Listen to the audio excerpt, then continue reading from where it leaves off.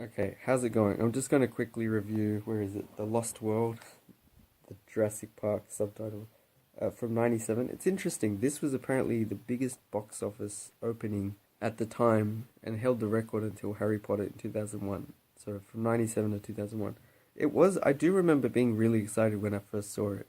It's not, yeah, I rewatched it. It's not great, I don't think, but it's interesting. The set piece near the start, I'm gonna kind of spoil it, where they have that big truck thing and the two T-Rexes knock it. That's very exciting, very cool. Anything like that with sequels, you want them to do more, to be bigger and better. And there are more dinosaurs you get to see, a bit more action, dinosaur action. So that part was exciting. But yeah, that whole part, and then they get knocked over, and then someone puts a rope through. I don't know what he did. Like, I thought he attached the rope, and then the rope loosened, so it's annoying. And then he's trying to use the van to, like, pull it back. I thought that was pretty epic. It goes on, and then they're gradually falling off the edge, and the way they all survive, but the thing falls. Like, at the time, I just thought that was so epic. It's still a very exciting sequence. Although it's kind of stupid because again, it's not like, oh, nature is so powerful that we shouldn't mess with it. No, human beings made very specific mistakes. Like one of the guys, they stole the little T-Rex baby in order to try to trap the T-Rex, and then so these other ones try to take the baby to try to help it, which makes sense, especially if you can silence it. It's a bit convenient that the parents somehow find it. It is cute that they kind of just look on both sides and wait, and then they kind of give it back. I also like these theories that, like, competing theories that what did T-Rexes look after their young? I mean, it's interesting. I don't know that it matters much. Like, we don't know, and we paleontologists or whatever can find out. But this movie's just made up. It doesn't. It's like we want to believe that these dinosaurs were like super intelligent and look, were just advanced and special in all these ways, but they're probably not that significant in other ways. To me, I just want to know the truth, and it might not be that amazing. But let's say the music I do actually like. What was nice was I don't think I've heard this music for a long time, so I've forgotten about it. But it's I guess the main thing is like ba ba ba ba ba ba da ba ba ba ba ba da ba da da ba da da da da da da da da da ba ba ba ba ba ba da ba ba ba da da ba ba, something like that. I do like it. It sounds pretty simple, like there's not that much going on, but it's still exciting. Builds up. It's got nice kind of jungle rhythm, drums and stuff in the background. Again, I do like that there are quite a lot of dinosaurs that it shows, and the special effects for the time I think were very cool. And again, Spielberg's always pretty creative with showing things, and I think a lot of the sequences are cool, like when they're driving in cars and like chasing the animals. And again, it seems kind of bad that they're capturing them, but that's where I think you get these generalizations. Again, all this kind of anti-capitalist, or they only care about profits, and it's people don't necessarily look at, like, when you capture an animal and they put it in a zoo or something. What would its life have been like without like in the zoo? At least it often gets protected. It gets fed. It's safe from predators. It's safe from disease comparatively. They have vets. It's like free healthcare, right? you know, when animals are out in the wild, they get eaten, they get attacked, they can get sick. They're not looked after. They're more vulnerable. They might be more free. They're in their natural habitat, but potentially in zoos and places like that, if they're done well, they can be treated well. I'm not. Again, there are tricky ethical questions, and I don't think animals should be mistreated. I'm not indifferent. But I think the idea that, we should never capture them, it's only evil people ever do that. Plus when you capture them, it's not always going to be completely pretty. It's not going to be as nice and neat as you'd like it. It might be a little bit rough. But be better if you could do it humanely and you're not hurting the animal at all or scaring it. But there's useful ways for us to capture animals and then use them in ways that are not hurtful, that help human beings, that help the animals potentially.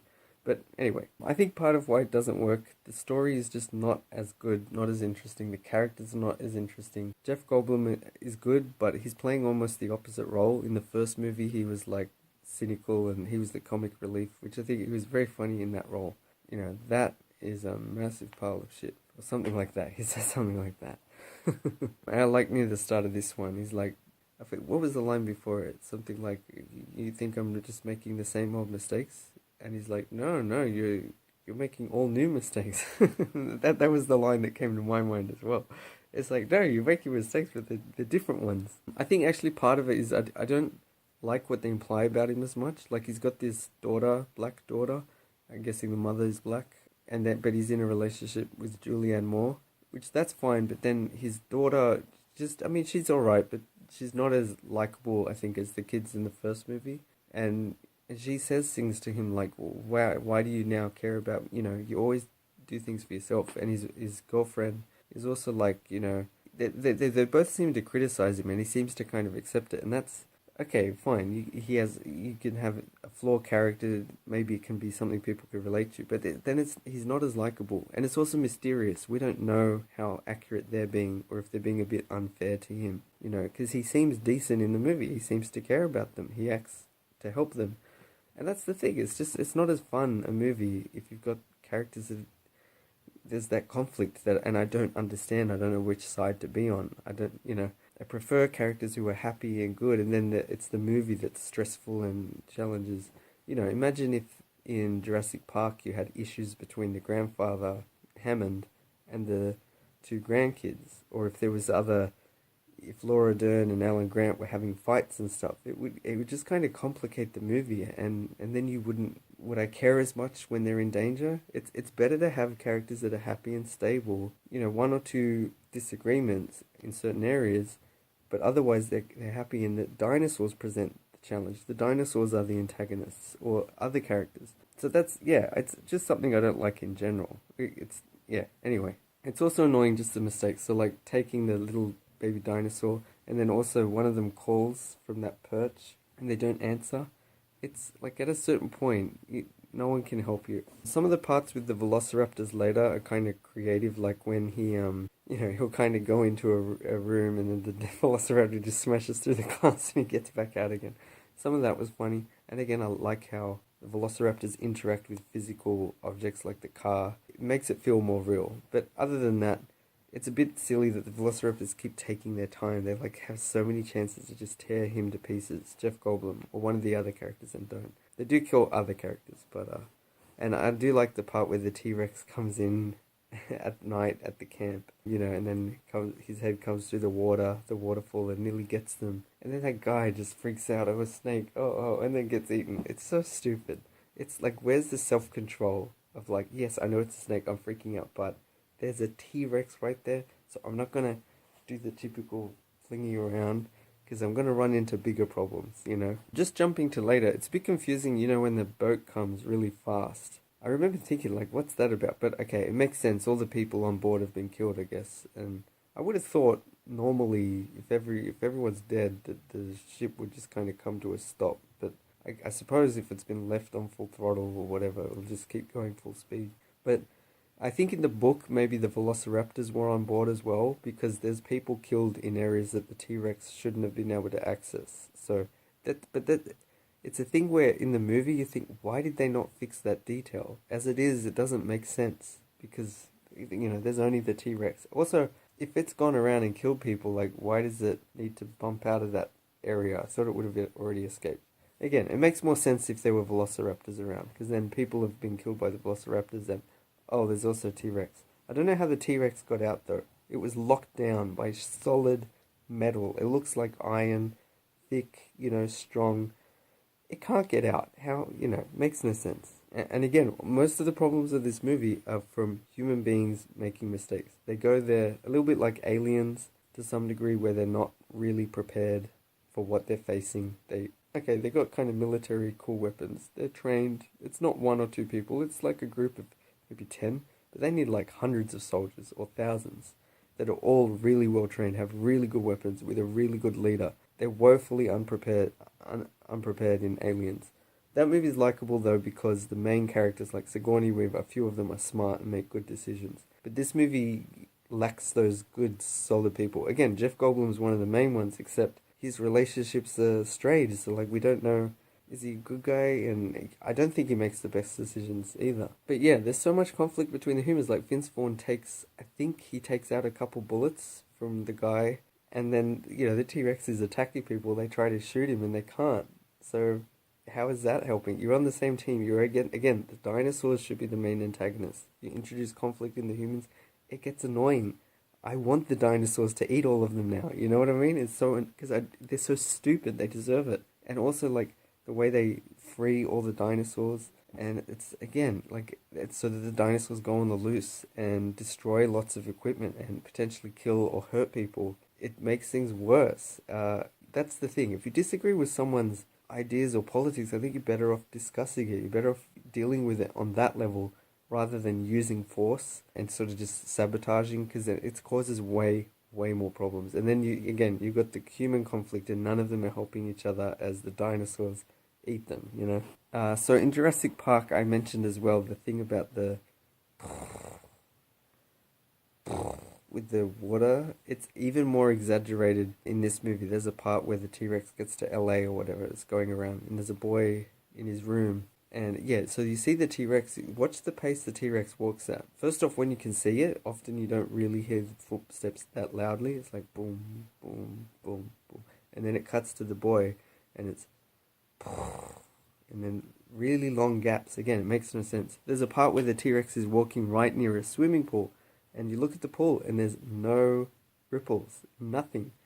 It's just a stupid detail. Like, again, it's not like a huge criticism, because I do like that kind of the tense, like looking at something and it's vibrating and oh, something's coming.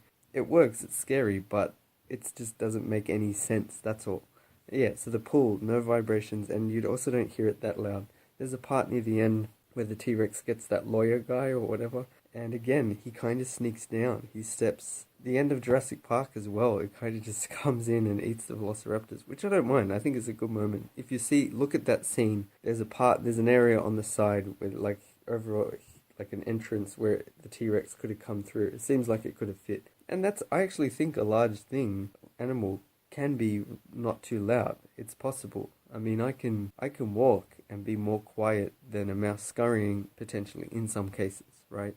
So a large thing, depending on how it's stepping and what it's stepping on, and the movement and what the ground's made of and stuff like that, doesn't have to be that loud, especially if it's not going that fast, right? Even though there's a lot of weight, that weight can shift gradually. But it's the inconsistency that's silly. I do like the part in LA. I think it's kind of cool. I think David Koepp or Koepp or whatever. I hate names like that where it's like the spelling is just weird. Like, how do you say that? What language background is it? I don't know. But he gets killed. And there's also, you see a few Asian guys. I think they're Japanese. A reference to Godzilla, I'm guessing. But yeah, I like how the T-Rex bashes into the bus and smashes it. And it is very cool, the juxtaposition of seeing this T-Rex in like a modern city. It's exciting. But it feels anticlimactic. And it also feels like the stakes not that high. Again, I don't really like the main characters that much. Julianne Moore, I don't really like her. She kind of just throws herself in the deep end. She gets herself or other people in danger, but then isn't the most helpful in terms of solving problems. Yeah, just a lot of them, they make as many mistakes as they fix, at least. So, yeah, and just they kind of catch the T-Rex, but there's otherwise not really much of a climax. And then I guess there's a nice shot near the end with the T-Rexes where it's implied, okay, they have the little young one. I like how the Stegosauruses or Stegosauri are walking nearby and like, aren't the T-Rexes like carnivores? Like, things might be okay now, but they're going to try and eat them later. It's only a matter of time. And then you do see some pterodactyls or pterosaurs, whatever. Or at least one with the wings. It's pretty cool. But you don't, I mean, I guess that's implied that that'll be in later movies. Jurassic Park 3, I think, has some. But I got to point out, well, I guess there's a Stegosaurus here, right? Now, where's the tail? Yeah, right here. The tail thing. I found out recently it's called a thagomizer. It's the funniest thing I've ever heard. The Far Side is a cartoon by Gary Larson. I'm sure many people know it. It's really funny. I really like his cartoons, but he has one where it's like that. They often involve juxtaposition and animals and human swapping and danger, like implications that there was a recent, really violent thing or something really violent is going to happen. His cartoons are very funny, like little comic strips. But there's one where, okay, it's a caveman and they're teaching each other, and it's like a professor, and he says, now this part of the Stegosaurus, the tail with the 4 little horns, which does look kind of cool, is called a thagomizer, and named after the late Thag Simmons, which I find it so funny. I love the name Thag. Sounds like a kind of Stone Age, kind of rock, kind of weird name. But then Simmons is such a typical modern name, and the idea that people had two names back then, and they spoke English like fluently and had lectures is hilarious. But yeah, just that it's called a thagomizer. But what's extra funny is that has become the official name. That part of the Stegosaurus is called a thagomizer. And also, I don't think it was planned. I think it was just something that gradually happened in the 80s. I think the cartoon's from 82, maybe. And I guess over time, the scientists were like, well, this part, one of them might say, oh, the thagomizer. And they're like, what? Oh, there's a cartoon, thagomizer. Yeah, right.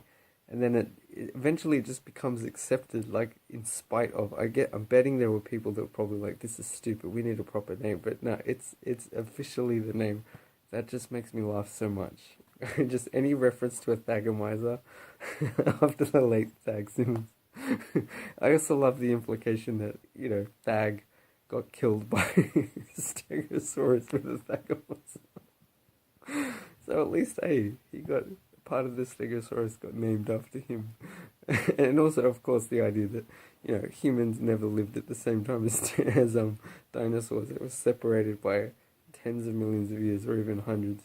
It's hilarious. All right, yeah, I don't think I can say much else. It's a mixed movie. I really did like The Lost World at the time, or at least parts of it. I was excited by just the dinosaurs themselves and some of the set pieces, but not so much the characters. They're kind of dull. They make stupid mistakes. The ending, again, it's kind of a cool idea. He's in the city, but there's so many other things that could have happened. Really exciting, crazy situations that would be tense. But it kind of ends pretty quickly. And again, there's not much else at stake, it feels like. And when the other lawyer guy gets killed, I don't really care. I didn't really see him as a big, part of evil or anything. At least when the lawyer in the first one. Actually, got to mention in Jurassic Park, there's a part where Hammond, is it John Hammond? The main guy who owns the park, he said like, wow, I can't believe all of you against me. The only person I've got on my side is the blood-sucking lawyer over here. And the lawyer looks around like, thank you. He doesn't flinch at all at being called blood-sucking. He just takes it as, yeah, I'm on your side, thank you. And then, of course, he betrays the kids, runs away, and hey, he's a lawyer. So we don't mind with the T-Rex bites him and shakes him around. He's not a bad guy, but we don't mind so much if he gets killed. It's a monster movie. People are going to get killed. But this movie, yeah, it doesn't feel as exciting by the time it ends. I think it's one of Spielberg's weaker movies, and yet it has some of his good qualities. The music is still good. Anyway, alright, thanks for watching. Bye.